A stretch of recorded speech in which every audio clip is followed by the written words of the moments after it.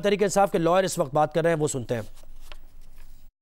और सुना तकरीबन 4 घंटे की समाअत के बाद इमरान अहमद खान न्याजी साहब की और शाह महमूद कुरैशी साहब की आज ज़मानत साइफ़र केस में मंजूर की है। ये तकरीबन 4 घंटे के दलाइल सुनने के बाद जो अहम बात आपको बताने के लिए कि सुप्रीम कोर्ट ने बार बार ये चीज़ आज ऑब्ज़र्व की कि ये इस केस में साइफ़र डॉक्यूमेंट कभी बाहर गया ही नहीं है। तो ये साइफ़र डॉक्यूमेंट आप एक्सप्लेन करें कि साइफ़र का बाहर जाना तो यहाँ पर बनता ही नहीं है, ना रूल्स के मुताबिक, ना फॉरेन ऑफिस के मुताबिक, ना प्रोसिक्यूशन केस के मुताबिक। दूसरी जो अहम बात बार बार आज जिसको प्रोसिक्यूशन से कन्फ्रंट किया गया कि वो फॉरेन पावर बताएं, वो एनिमी स्टेट बताएं जिससे जो मुस्तफ़ीद हुई, जिसको फ़ायदा पहुँचा या फ़ायदा पहुँचाया इमरान खान साहब ने। ये तकरीबन बात 10 से 12 दफ़ा मुख्तलिफ अंदाज में पूछी गई जिसका सरकार के पास कोई जवाब नहीं था।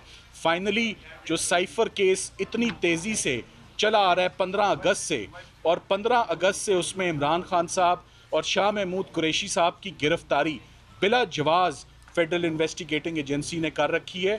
और आज दिन तक जो ट्रायल जज हैं उन्होंने भी ज़मानत खारिज की और इस्लामाबाद हाई कोर्ट के फाजिल जज साहब ने भी ये ज़मानत खारिज की। उसको आज तीनों जजेस ने यूनानिमसली एक आवाज़ से उस केस को भी मुस्तरद किया, फर्दर इंक्वायरी भी पाई, और साथ ही साथ उन्होंने कहा कि ये पॉलिटिकल विक्टिमाइजेशन अगर ऐसे ही चलती रहेगी तो लेवल प्लेइंग फील्ड कैसे मिलेगी।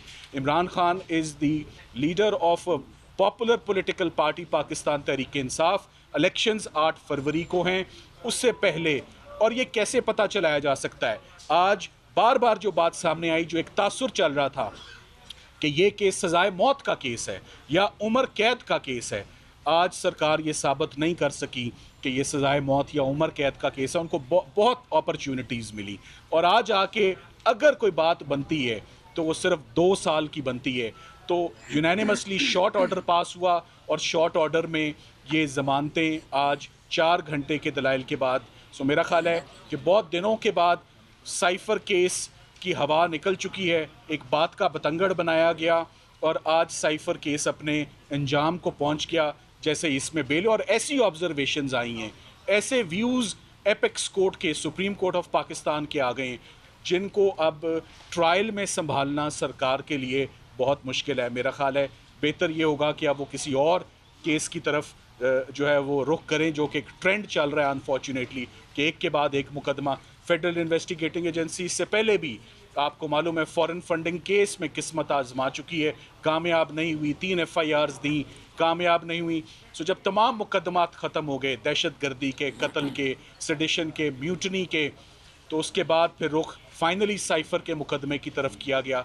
मगर आज जो बार बार बात हुई कि ऑफिशियल सीक्रेट्स एक्ट और इस कानून का, जो कि आर्म्ड फोर्सेस की प्रोसिक्यूशन के लिए, बड़े सीरियस मामलात के लिए ये प्रोसिक्यूशन होती हैं कि दुश्मन मुल्क के साथ ताउन किया जाए, यहाँ पर कोई चीज़ बाहर नहीं गई है। बहुत केयरफुली कुछ बताया गया है कि फ़ौरन मदाखलत पाकिस्तान के अंदरूनी मामलात के साथ जो हो रही है, और उसके ऊपर फॉर्मली US एम्बेसी को पाकिस्तान में और US को इन US सॉइल उनको डीमार्च किया जाता है, एक प्रोटेस्ट लॉन्च किया जाता है, और एक गिला दिया जाता है कि पाकिस्तान के अंदरूनी मामलात के साथ ना मदाखलत करें और ना ही अनडिप्लोमेटिक और कंडेमनेबल लैंग्वेज जो है उसका इस्तेमाल करें।